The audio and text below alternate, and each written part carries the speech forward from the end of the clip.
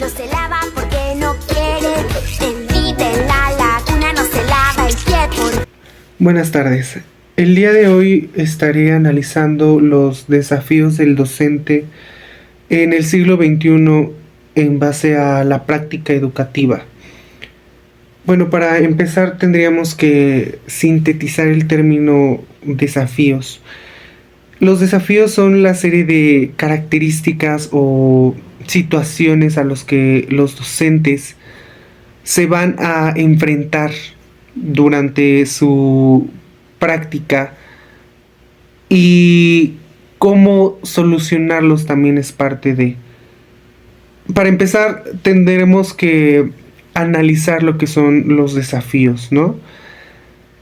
¿Qué va más allá para el docente en el siglo XXI?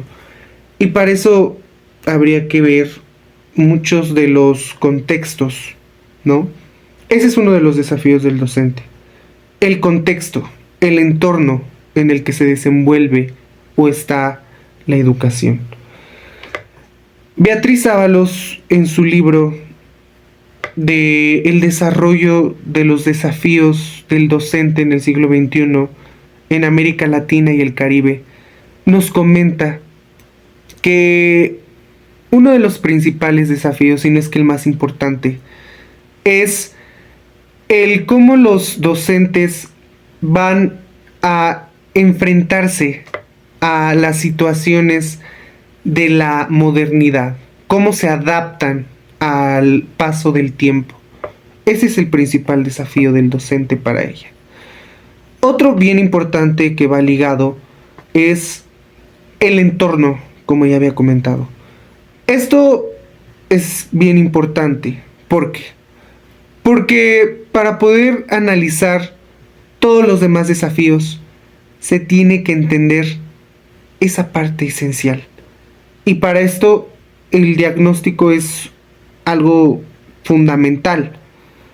El diagnóstico que se realiza al principio de ciclo escolar, que bueno, hoy en día ya no se le llama diagnóstico, ya tiene otro término por la nueva escuela mexicana, pero que a fin de cuentas sigue siendo un diagnóstico como lo conocíamos hace años, se encarga de analizar cómo es el entorno, el contexto primero de la escuela, si hay violencia, si no la hay, qué tiene, si hay espacios de convivencia para la comunidad, si no, si hay recursos básicos, también es bien importante.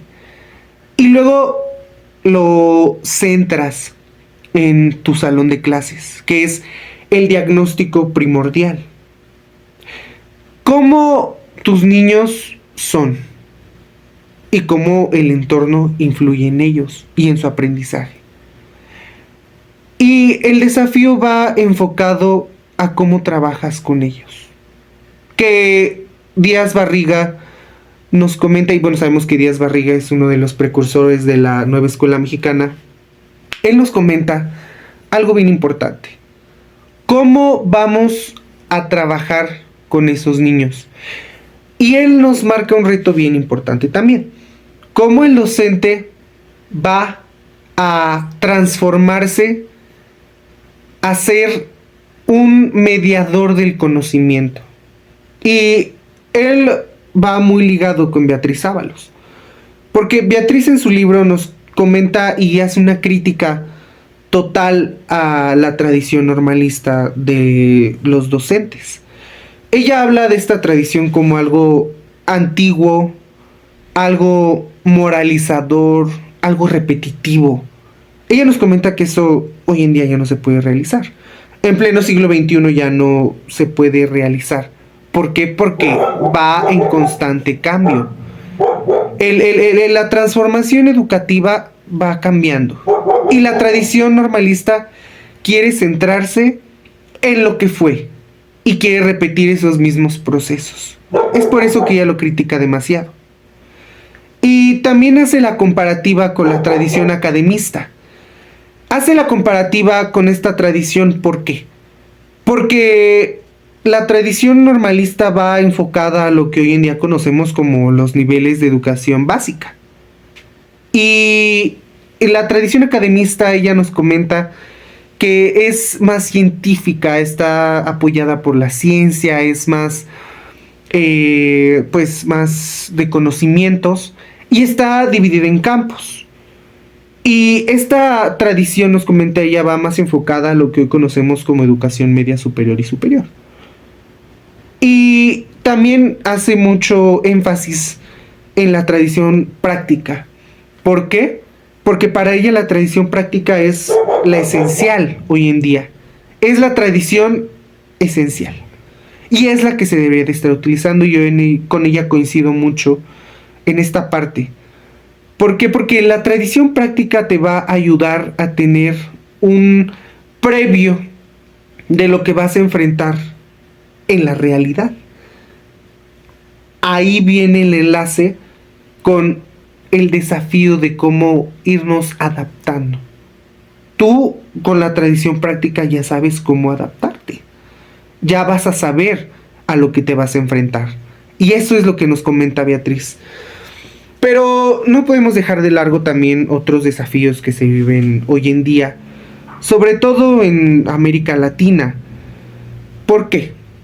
Porque hay diferentes textos que nos comentan muchas cosas, como La Escuela del Futuro, por Francesco Buturini. Él nos habla de un reto que es bien importante y bien marcado para el docente, que es cómo escuchamos a los alumnos. ¿Cómo hacemos que los docentes escuchen a los alumnos y regresen autonomía a ellos? Ese es uno de los desafíos también. Y que va muy ligado también a este otro texto, que es La educación en tiempos de incertidumbre. Ajá. Que ese es de Zygmunt Bauman, ¿no? Fue publicado en 2008, igual casi a la par del de Francesco. Pero Francesco lo divide en varios tomos, lo divide porque, bueno, él lo publicó del 2008 a 2018 en varios tomos. Y Zygmunt es uno solo, La educación en tiempos de incertidumbre. Y él nos comenta que la incertidumbre, la fragilidad, el no saber qué, es un detonante de la afectación a la educación. Es un detonante prácticamente. Y Bauman también en su texto nos comenta de el uso de las tecnologías, que va ligado también con Beatriz Ábalos, claro está. Él nos habla de las tecnologías como algo faltante, sobre todo en América Latina. Sabemos que América Latina es una región que no cuenta con lo que cuentan otras regiones del mundo, y que, bueno, pues eso ha ido afectando a la educación. Y Beatriz Ábalos nos comenta esto también de una manera casi a la par de Zygmunt. Ella habla del uso de las nuevas tecnologías en su libro, y ella nos hace un gráfico en ese texto, un gráfico muy acertado a mi parecer. Ella comenta que las nuevas tecnologías se han convertido en necesidad para la educación. Y en su gráfico ella nos comenta muchas cosas, ¿no? En su gráfico hay un crecimiento cuando las tecnologías crecen. Pero cuando estas decrecen, nos comenta ella, la educación también. ¿Por qué? Porque ya hay una dependencia hacia ellas, a pesar de que no se tienen en todas las regiones. Ya hay una dependencia por parte de América Latina para el uso de las tecnologías. Ella lo marca como nuevas tecnologías porque este documento fue publicado en el 99 por un organismo internacional como lo es la UNESCO, que es un organismo de alto prestigio, ¿no? Y que, bueno, pues es esencial para entender los nuevos desafíos y que va ligado también, sobre todo, a lo que es la carga administrativa. Beatriz nos comenta también de la carga administrativa. Ella ve esta carga como algo de más. ¿Por qué? Porque nos comenta que los maestros no siempre pueden prestar atención a sus alumnos por la carga administrativa. Y eso también es un desafío que tenemos que tener en cuenta y que hay en el siglo XXI, ¿no? La sobrecarga administrativa. Y que va ligado también al contexto de la educación en la familia. ¿Por qué? Porque los alumnos ya llegan con ideas al salón de clases. Y tu trabajo es hacer sobresalir a tus alumnos en base a lo que ellos ya saben, ya es una realidad para ellos, lo que es la verdad. Y que también va ligado con otros desafíos, ¿no? Muy importantes, como lo es la falta de apoyo por padres de familia. Eso sabemos que en México es hoy en día, por la sociedad cambiante y constante que tenemos en movimiento, en que queremos hacer muchas cosas como sociedad, no nos da tiempo de hacer muchas cosas, y eso ha impactado en la educación de sus hijos, ¿no? Hoy en día los padres ya no prestan tanta atención, ya no prestan esa responsabilidad que tienen a la educación de sus hijos. Y ese es un desafío que nosotros como futuros docentes vamos a enfrentar. Porque los padres de familia ya no apoyan. Y Beatriz también lo comenta en su libro. ¿Cómo lidias tú con eso?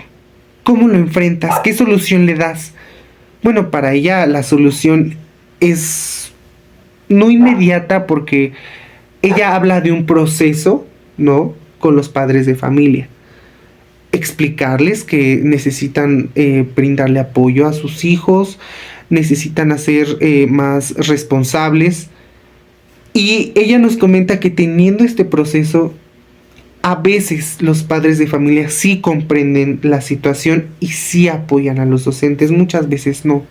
¿Y qué hacemos con esos casos?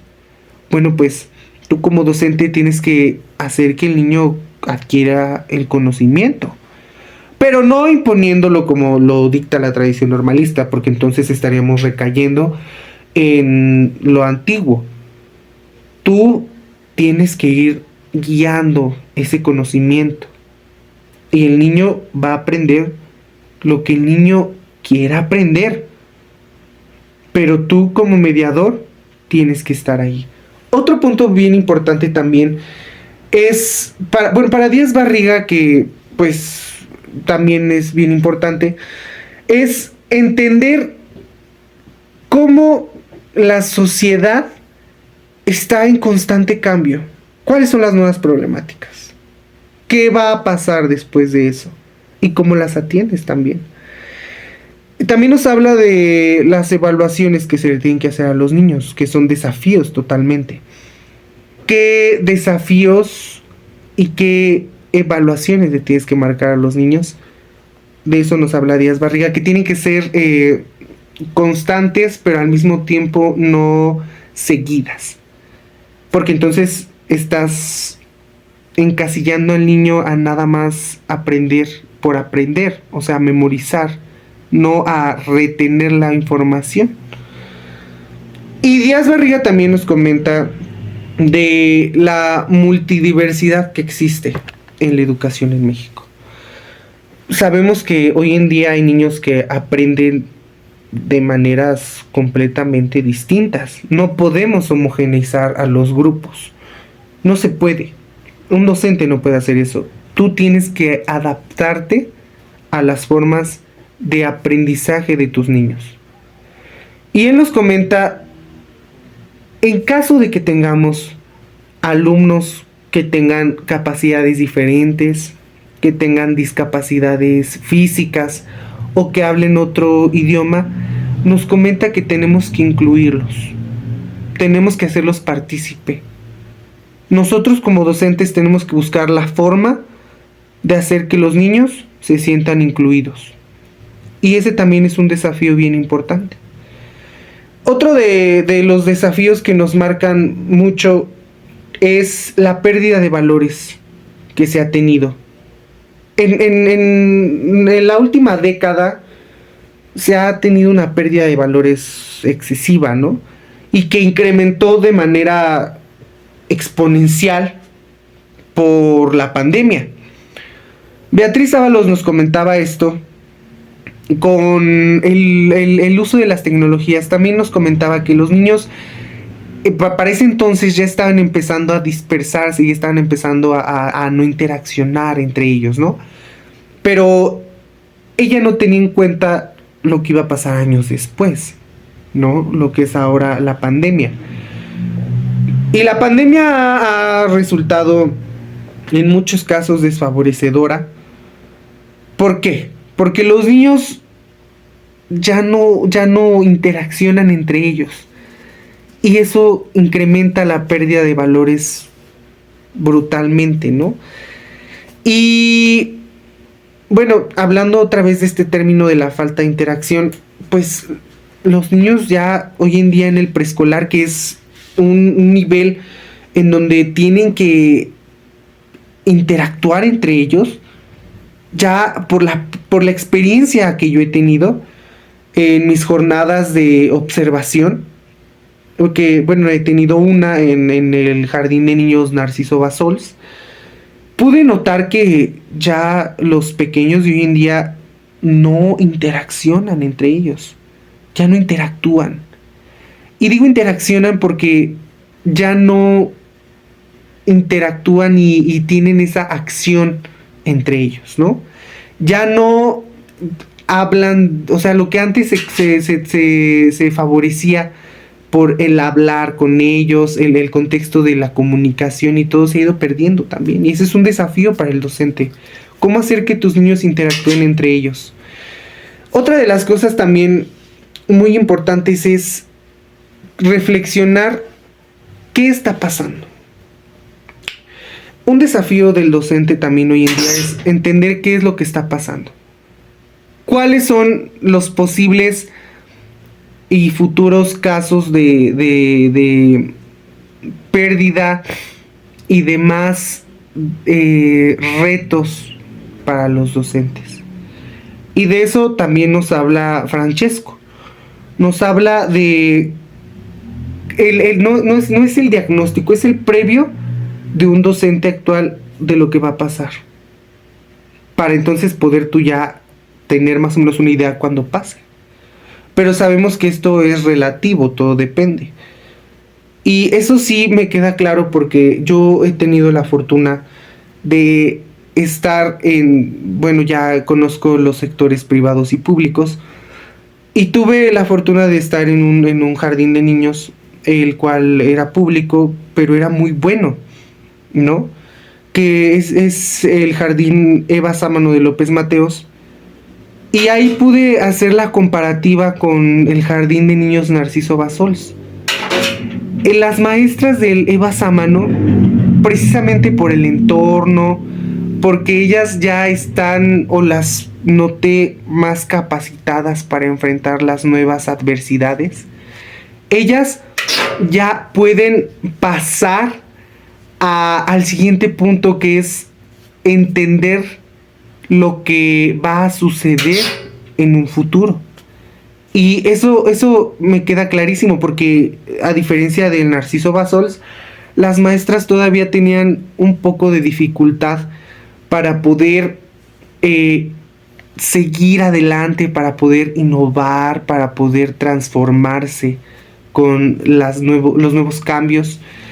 Y lo pude notar también porque mi maestra titular sí le costaba un poco de trabajo adaptarse al nuevo plan de estudios de la nueva escuela mexicana, porque precisamente el entorno, el contexto de la escuela no la ha llevado a poder entender esa parte. Y entonces eso genera más desafíos. Y mientras el Eva Sámano tiene menos desafíos, el Jardín de Niños Narciso Bassols tiene más, ¿no? Pero no quiere decir que uno sea menos bueno que otro, para nada. Simplemente se tienen más desafíos y las maestras tienen que enfrentar más desafíos de este lado que de este, ¿no? Y eso también lo pude notar. Otra de las cosas es el reto de cómo los docentes influimos en los niños. ¿Cómo nosotros vamos a influir de manera positiva o negativa en los pequeños? Nosotros sabemos que somos una figura para ellos, una figura de apego, ¿no? Ellos quieren, muchas veces, en muchos casos quieren imitar a su maestra. ¿Por qué? Porque la ven como una figura importante, una figura de autoridad. Y de hecho, Díaz Barriga nos comenta eso, que el docente tiene que ser muy pulcro en esa parte porque es un ejemplo para esos pequeños, ¿no? Y entonces yo puedo llegar a estas conclusiones de que los desafíos son demasiados y que va a haber nuevos desafíos también. Pero debemos de encontrar el punto clave, ¿no? Y como nos dice Beatriz, ir afrontándolo por un proceso. Escalón por escalón, paso por paso, ¿no? Y no enfrentarlos todos de golpe, que es lo que hoy en día se pretende. Tendremos que entender que este proceso es largo y es complejo y tenemos que irlo pues haciendo poco a poco, como el caso del Jardín de Niños Eva Sámano, que ellos hicieron su proceso. Costó mucho tiempo y mucho trabajo, pero al final de cuentas ya llegaron a una conclusión que fue bien importante. Y el Jardín de Niños Narciso Bassols, pues tristemente no ha tenido como tal ese proceso, ¿no? Y entonces lo que ellos hacían era enfrentarlo todo junto y no terminaban resolviendo nada. Entonces eso también es algo bien desgastante, ¿no? Entonces los desafíos del docente van a ser demasiados. Van a ser excesivos, diría yo. Pero si lo sabemos afrontar mediante un proceso, creo yo que podemos terminar y concluir con una solución para todos ellos. Y entonces, después de que tengamos esa solución, poder enfrentar los nuevos desafíos que se van a ir presentando y que nosotros como docentes ya tendremos que saber, que es el proceso que están llevando ya muchas escuelas hoy en día. Pero por mi parte eso ha sido todo. Espero que, y los invito a reflexionar sobre también el quehacer docente. ¿Quién eres? ¿Qué eres? ¿Hacia dónde vas? Eso también es muy importante. ¿Qué sigue después de esto?